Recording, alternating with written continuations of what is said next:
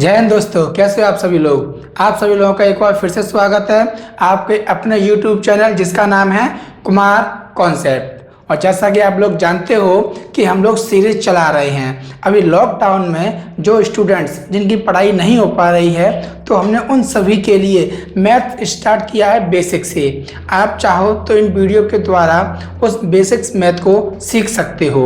और आप किस क्लास के हो ये कोई ज़रूरी नहीं है, यानी कि आप 4th, 5th, 6th, 7th, 8th ये जो आपकी वीडियो बनाई जा रही हैं ये 8th क्लास तक की हैं। हमारे पास जो स्टूडेंट्स हैं वो 8th क्लास तक के हैं। ठीक है, तो आज आपका जो लेक्चर नंबर है वो है 4 लेक्चर नंबर आपका स्टार्ट होने जा रहा है, जिसमें टॉपिक है आपका फ्रैक्शन। आज हम लोग फ्रैक्शन को सीखने वाले हैं, भिन्न। तो अगर हम बात करें fraction, what is a fraction, भिन्न क्या होती है। संख्या का एक ऐसा रूप जिसे हम लोग P/Q के फॉर्म में लिख सकें, यानी कि यदि हम उसको P/Q के फॉर्म में लिख सकते हैं तो इसी को हम लोग कहते हैं क्या, भिन्न या फ्रैक्शन। ठीक है, भिन्न क्या होती है भाई और फ्रैक्शन क्या होती है, आप लोगों को समझते हुए चल रहा है। आपसे हम लास्ट में क्वेश्चन में पूछेंगे, आपको उसका आंसर बताना है, और जो लोग इसका आंसर बताएंगे उनको हम गिफ्ट देंगे। और गिफ्ट क्या होगी, एक चॉकलेट। हमने बात की ठीक है फ्रैक्शन भिन्नों की। तो फ्रैक्शन किसे कहते हैं, जिसे P/Q के फॉर्म में लिखा जा सके, यानी कि एक संख्या ऊपर आए एक नीचे आए।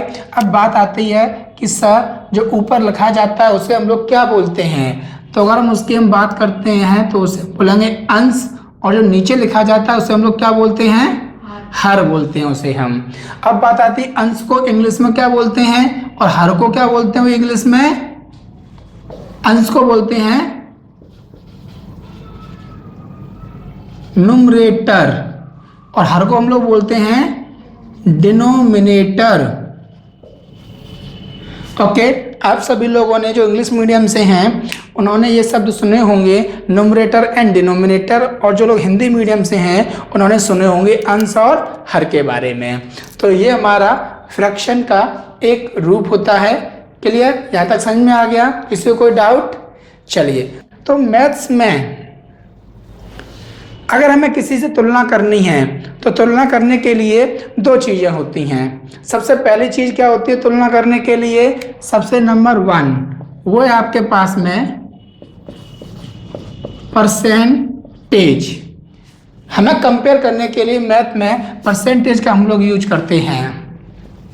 और टोटल परसेंटेज कितना होता है, कोई भी चीज़ है तो उसका टोटल परसेंटेज कितना होता है, वो होता है 100%।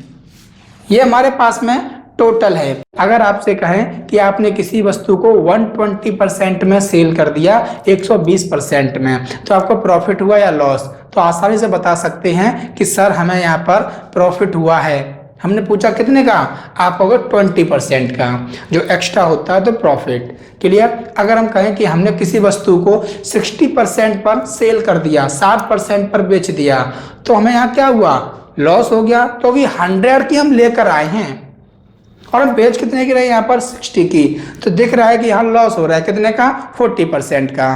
क्लियर। तो हम लोग कंपैरिजन करते हैं परसेंटेज के रूप में। दूसरा कंपैरिजन जो हमारा होता है वो होता है फ्रैक्शन के रूप में। इसका जो असली कार्य है वो यही है, कंपैरिजन करना फ्रैक्शन के लिए। अब ये कैसे होता है भाई, अगर हम आपसे कहें कि आपने किसी वस्तु को सेल किया है 3/4 में, ठीक है, 3/4 में आपने सेल किया है, तो अब आप बताइए आपको प्रॉफिट हुआ या लॉस। तो हम कहेंगे सर यहाँ तो हम 100% से कंपैरिजन कर रहे थे, तुलना कर रहे थे। 100 से यदि कम होगा तो लॉस, 100 से यदि अधिक होगा तो प्रॉफिट। लेकिन हमने यहाँ 3/4 सेल किया है, तो इसका कंपैरिजन किससे करेंगे। तो जो हम इसका कंपैरिजन करेंगे ना, वो हम लोग करने वाले हैं 1 से। आपको ये चेक करना है कि ये 1 से कम है या ज़्यादा है। ठीक है, अगर हम आपसे कहें कि ये 1 से कम है तो आपको कि सर हमें लॉस हो जाएगा, अगर ये 1 से अधिक है तो आपको प्रॉफिट हो जाएगा। तो हमें बस ये ध्यान रखना है कि परसेंटेज में 100 और फ्रैक्शन में 1, ये दोनों कंप्लीट नंबर होते हैं, यानी कि आप यहाँ कह सकते हो कि 100% इक्वल टू 1। ये ध्यान रखना, 1 के बराबर 100%। अब ये 1 से कितना छोटा है कितना बड़ा है इसे हम लोग सीखेंगे आगे थोड़ी देर में। उससे पहले कुछ और सीख लेते हैं इसमें।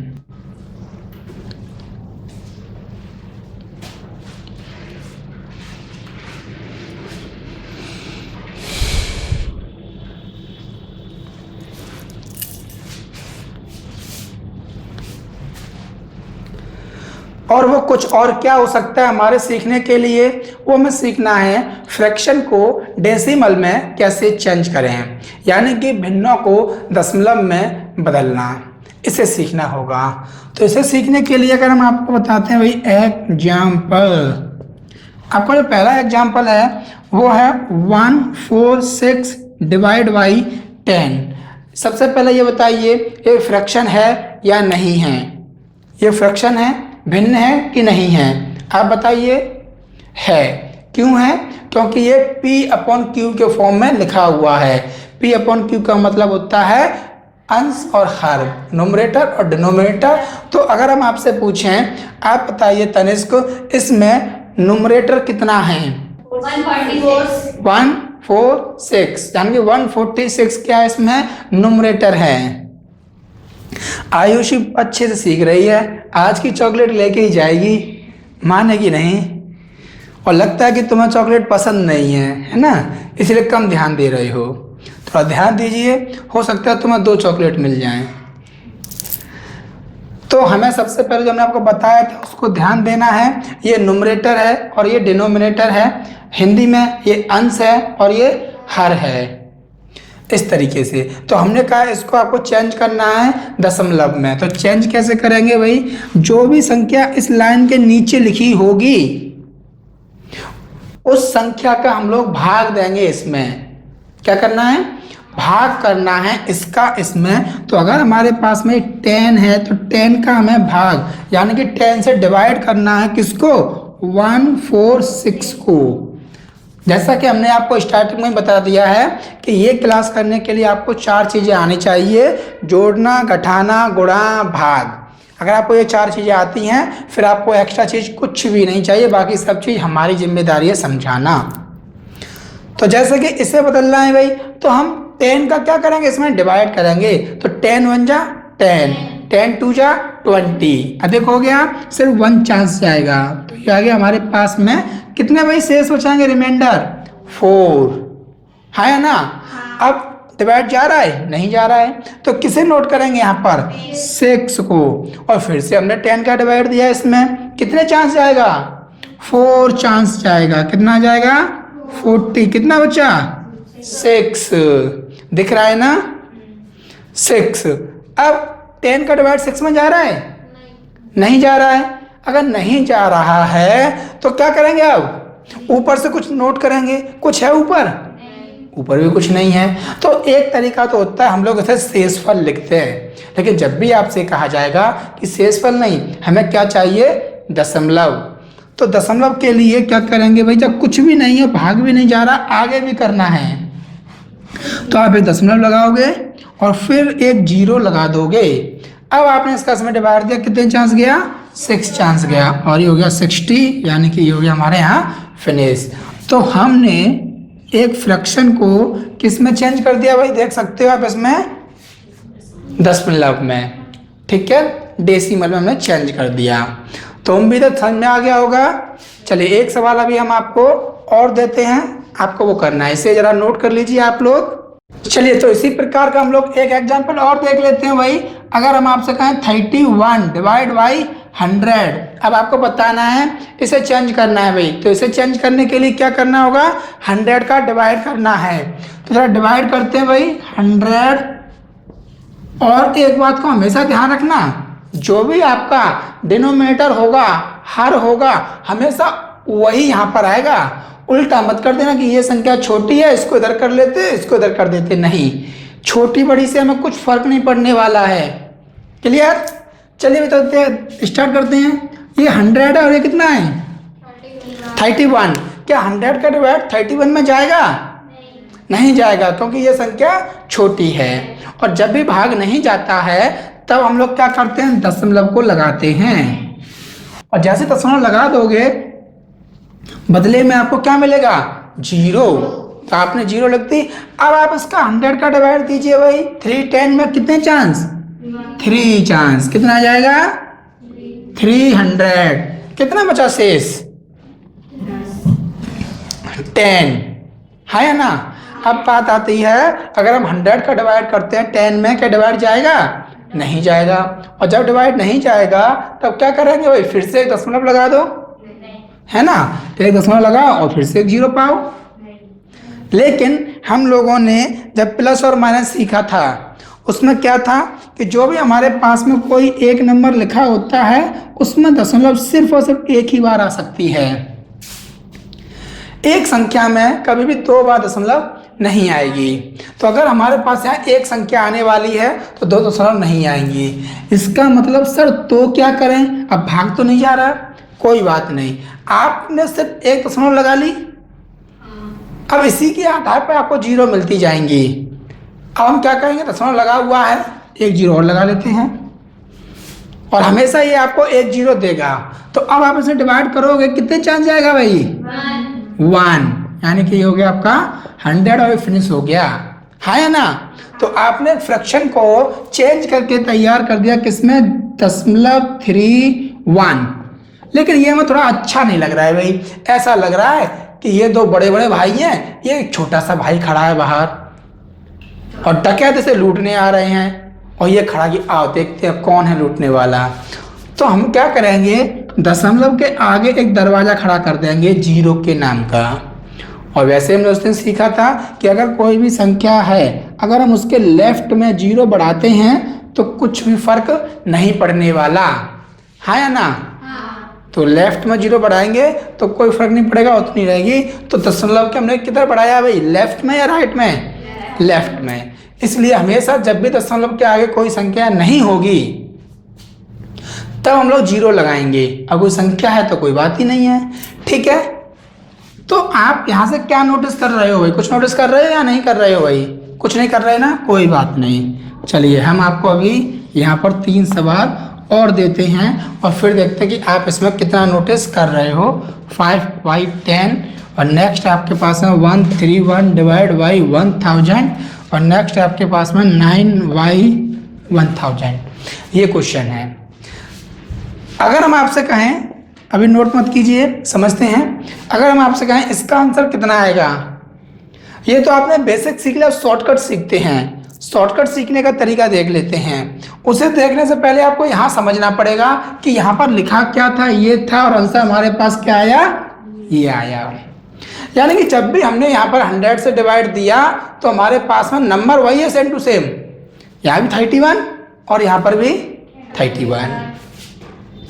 क्या चेंजिंग हुई है भाई, आयुषी, इसमें दशमलव आ गया और इसमें नहीं था। तो हमने क्या किया, यहाँ क्या था, 100 था, यहाँ से 100 हट गया, है ना। तो जो यहाँ दशमलव आया है वो कितने अंक के बाद आ रहा है भाई, 2 अंक के बाद आ रहा है दशमलव। और यहाँ पर 2 क्या हैं, 0 हैं, यानी कि और साथ में क्या है, 1। कोई 1 का हम डिवाइड देंगे किसी भी संख्या में तो वही नंबर आता है। और जितनी 0 होंगी उतने अंक के बाद में हम राइट साइड में क्या कर देंगे, दशमलव लगा देंगे, है ना। इससे पहले एक हमारा सवाल था, अगर आप लोगों को याद हो, वो सवाल क्या था, वो था 146 डिवाइड बाई 10। उसका आंसर क्या था, 14.6 ये था। तो यहाँ पर देखिए भाई, यहाँ कितने 0 हैं, 1। तो कितने अंक के बाद पॉइंट आ गया, 1। ये आपका आंसर हो गया बस। लेकिन ये रूल सिर्फ कब लगने वाला है, जब हमारे पास में डिवाइड हम किस किस से करेंगे भाई, डिवाइड 10, 100, 1000, 10,000, यानी कि इसका पहला अंक 1 होना चाहिए, बाकी सब 0 0 0 0 0 0 हो तो हमें डिवाइड करने की चिंता नहीं है, ना ही जरूरत है। देखिए अब यहाँ स्टार्ट करते हैं। पहला सवाल क्या लिखा है ऊपर, आपने 5 लिख दिया। नीचे कितने 0 हैं, एक 0 है। तो एक अंक के बाद दशमलव आ जाएगी, यानी एक अंक ही हो गया, आपने दशमलव लगा दिया। अब आगे क्या लगाएंगे, कुछ नहीं है तो 0 लगा देंगे, आंसर हो गया आपका। बस कितना आसान है। यहाँ पर 1000 है ना, आपने पहले 1, इसको आप अलग अलग कर लीजिए, 1 का आपने डिवाइड दिया है इसमें, तो इतना ही आ जाएगा कि नहीं, वापस आ गया। अब देखिए बेस में कितनी 0 हैं, 3, यानी कि 1 2 3, तो यहाँ पॉइंट आ जाएगा और आगे कुछ नहीं तो क्या 0, आंसर आ गया आपका। अब यहाँ चलते हैं, हमारे पास में 1 का हमने डिवाइड दिया पहले 9 में, तो 9 आ जाएगा, है ना। और नीचे कितने 0 हैं, 1 2 3। अब यहाँ समझना है 3 0 हैं, लेकिन यहाँ पर क्या 3 डिजिट हैं, 3 अंक हैं हमारे पास, नहीं है। तो जब यहाँ 3 अंक नहीं है तो कैसे लगाएंगे 3 अंक, एक तो है हमारे पास, एक है कि नहीं। हम लोगों ने कल परसों में सीखा था, इससे पहले वाली क्लास में, कि यदि कोई संख्या है तो उसे 2 अंकों में कैसे लिखते हैं, 0 लगाकर 2 अंकों में। और अभी हमें जरूरत कितने अंकों की है, 3 अंकों की है, तो 1 अंक 2 अंक और 3 अंक लिख गया, 3 अंक में बस। अब यहाँ पर आप क्या लगा दोगे, दशमलव, और उसके आगे कुछ नहीं है तो एक 0 लगा देते हैं हम लोग, और ये आपका हो गया आंसर। समझ में आ गया कि नहीं, चलिए इन्हें नोट कर लीजिए। अब हम लोग रिवर्स सीखेंगे। अभी ऐसे दशमलव की संख्याओं को हमें चेंज करना है फ्रैक्शन में, पहले इसे नोट कर लीजिए। चलिए दोस्तों, तो हमारे पास में ये कुछ दशमलव वाले संख्याएं हैं, इन्हें चेंज करना है हम लोगों को फ्रैक्शन के रूप में, भिन्नों के रूप में। तो कैसे करेंगे भाई, क्वेश्चन नंबर 1 हमारे पास में लिखा हुआ, आप इसको ऐसे ही लिख लीजिए एज ए 8। अगर हम इसके बट्टे में 1 लिख दें, कोई दिक्कत, क्यों दिक्कत नहीं है, क्योंकि अभी हम लोग क्या जानते हैं, यदि हम 1 का डिवाइड किसी में भी करते हैं, यदि हम 1 का डिवाइड किसी में करते हैं तो हमें क्या मिलता है भाई, वही संख्या मिलती है, कुछ फर्क नहीं पड़ता है, इसलिए हमने 1 लिख दिया। अब 1 लिखने के बाद में अगर हम दशमलव हटाएंगे तो दशमलव के बाद में कितने अंक लिखे हैं, तो नीचे क्या होगा 2 0। पहले हम क्या करते थे, 0 उठाते थे और दशमलव लगाते थे। अब हम उल्टा करेंगे, दशमलव उठाएंगे 0 लगाएंगे, यानी कि हमारा जो आंसर हो गया वो ऊपर क्या हो गया, सिर्फ 83/100। अब 0 की जरूरत नहीं है, क्लियर हो गया। अगर हम इसकी बात करते हैं 0.0687, आप पट्टे में आपको हमेशा 1 लगाना है, बस पहला काम तो ये है। और दूसरा काम क्या है, हम लोगों के पास में दशमलव को हटाएंगे तो देखो कितने अंक हैं हमारे पास, 1 2 3 4, तो 1 2 3 4, तो हमारे पास आंसर हो गया। यहाँ से कितना लेंगे, ओनली ऑन 687 और डिवाइड बाई 0 0 0, आंसर हो गया आपका भाई, कन्वर्ट हो गया। यही तो फ्रैक्शन है। अगर हम इसको नोट करते हैं भाई 8.75, तो क्या करना है, बट्टे में 1 सबसे पहले आपको लगाना ही लगाना है बेटा, अभी समझ लो, अभी हम आपको होमवर्क में देंगे तब आप कर लेना। तो ये से हमने हटा दिया और यहाँ कितनी 0 आएंगी, 2, यानी कि समझ चुके थे इसीलिए नोट कर रहे थे, है ना, समझदार हो। चलिए भाई, ये समझ में आ गया कि नहीं, ओके। चलिए मित्रों, दोस्तों, साथियों, आज के इतना ही करते हैं, हम लोग मिलते हैं अगली क्लास में। अभी फ्रैक्शन फिनिश नहीं हुआ है, ये पार्ट 1 है, और फ्रैक्शन का पार्ट 2 आपको मिलने वाला है नेक्स्ट क्लास में। ओके, जय हिंद, जय भारत।